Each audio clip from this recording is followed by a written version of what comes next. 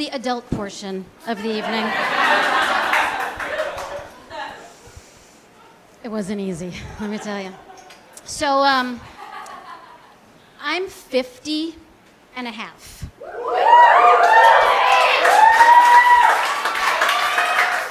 I know. I look better than a lot of them, that's for sure. So yeah, I'm 50 and a half, and I say that because, you know, like when you're a little kid and you're like 5, but you really want to be 6, so you're like, I'm 5 and a half, but I'm almost 6? Well, I'm 50 and a half, so I'm almost dead. Because that's what starts to happen after 50. Whoop.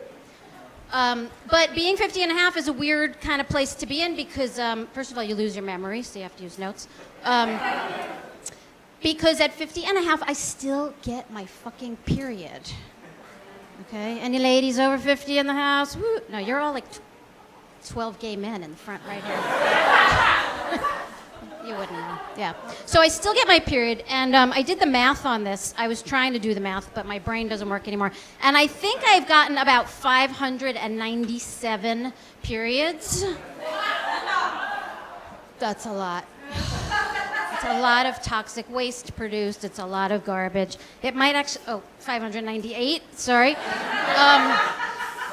Because when you get to this age, you start to get it like every 2 weeks. It accelerates. That's a fun little note, something to think about. Yeah, so you with the bleed through, yeah. Yeah. So the reason I've actually had so many periods in my life is because I didn't have any kids. Okay, I made the conscious decision with my longtime partner not to have kids. We don't want any kids. And so I didn't have any kids. And so, like, my uterus is, like, pristine. Okay? Yeah. It's, my doctor said that I had the uterus of a 25-year-old. Mm-hmm. And it's, like, it's perfect in there. It's, like, prime real estate. Not virgin, sorry. Prime real estate, and it's kind of like Thailand in there. Now, I know you were all thinking that was going to be a joke about little boys in a cave. But no, it's because, Thailand was never colonized, okay? So, you should know that of all the Southeast Asian countries, Thailand was never colonized. Okay, if you're ever on Jeopardy, give me the money. Anyway, so it's like Thailand in there. It's never been colonized. It's pristine. My doctor's like, oh, you have the uterus of like a 25-year-old. I'm like, great. It's like perfect. The tags are still attached to it. Like, I could bring it back to Nordstrom. And they would take it back because they'll take back anything at that store. I don't think they carry uteruses, so I would get store credit, but that's okay. I'll take it. Then I can get some more man-repellent shoes. Yeah.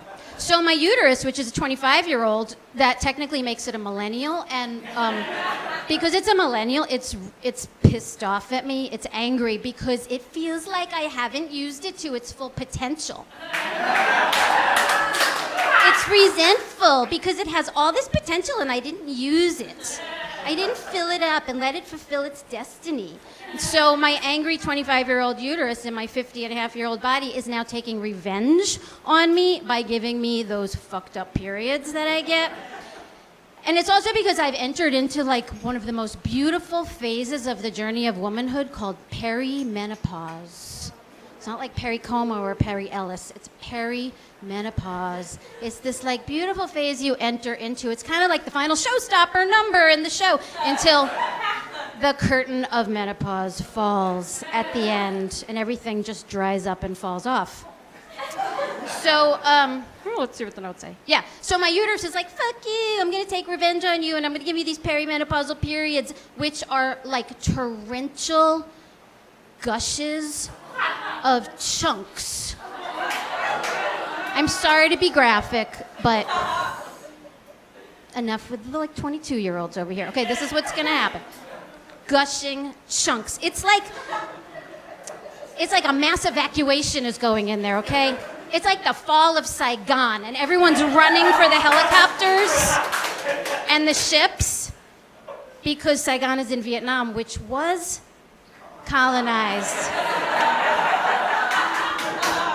Thank you, Zachary. I see you over there. Yeah. So where were we? So it's like Bob's icon in there. And so when you're in perimenopause, it's kind of like your body goes through like second puberty. That's fun, right? Because puberty the first time around wasn't enough. So your body's like, woo, let's do it again. So you go through this second puberty. And things start to happen that are really weird. Like you start to get really smelly again. And you're angry all the time at everybody. And you're crying. And hair starts to grow in new places. It's just like puberty. But this time it's coming out of your chin, right? Yeah, that's awesome. So all my friends are kind of in this like 38 to 55-year-old range. And I'm friends with all of my friends because we all forgot to have kids, basically, right? So they're great to hang out with because, you know, they're not moms. Sorry, moms in the room. But it's, you know, sorry, Carolyn. I know you have a kid. But you're still funny. So anyway, they're like in this 38 to 55-year-old range, and I'm right in the middle. And the younger ones, the ones who are like 40, 41, 42, suddenly they're freaking out because they're like, oh, fuck, I have to have a baby. I forgot intentionally, and now I feel like I have to have a baby. And so they're all like freaking out about having a baby. And the rest of us are, you know, kind of on the other end, like, late for that. Right, so the way I picture it is like myself and my friends were like on this roller coaster. And we're going up one side of the rainbow of fertility, right? The rainbow of fertility. And the younger ones are in the back of the roller coaster, and we're going up.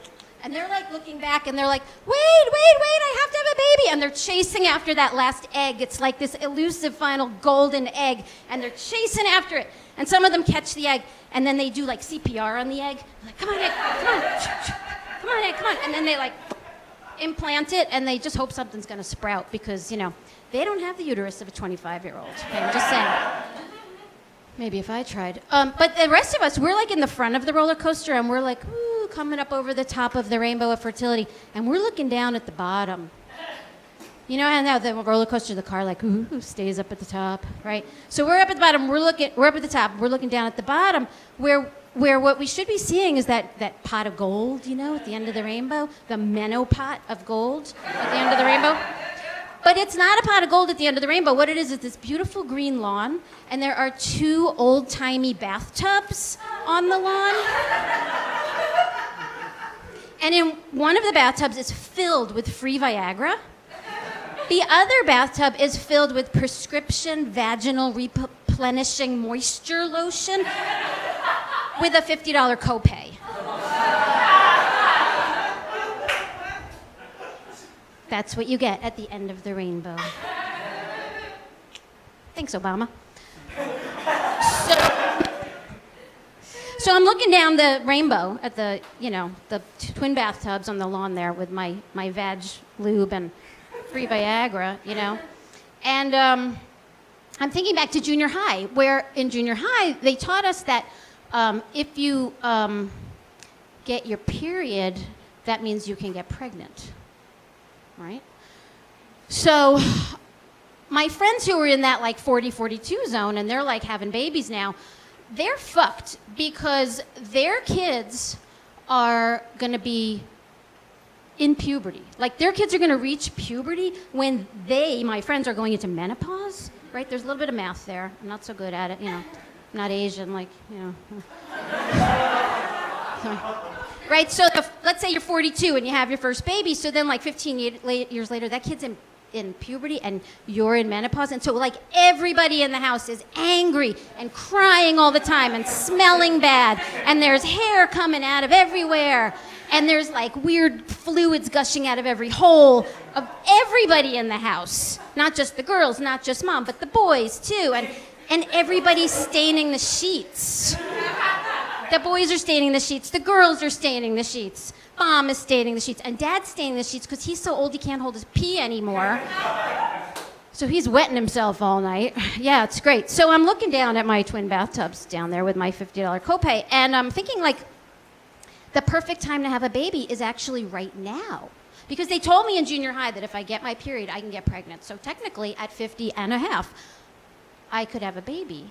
And I'm like, that would be awesome, because if you have a baby at, let's say, it takes a few tries, at, let's say, 52, by the time that kid goes into puberty, you're already well on your journey of dementia, right?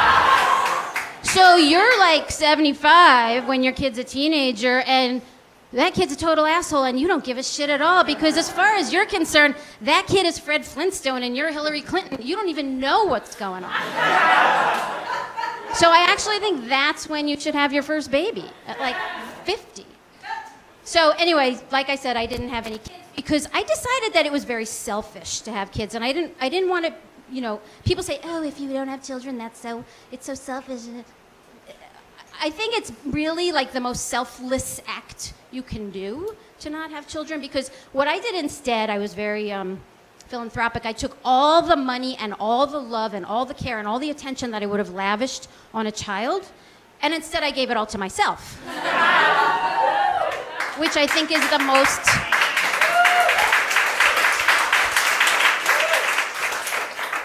the purest form of self-care and self-love. Yeah, so, and then I started thinking, like, well, fuck it, I'm not having this kid. I could have taken my uterus back to Nordstrom like 15 years ago if I had known, and I could have gotten a much bigger store credit at that point, so thank you.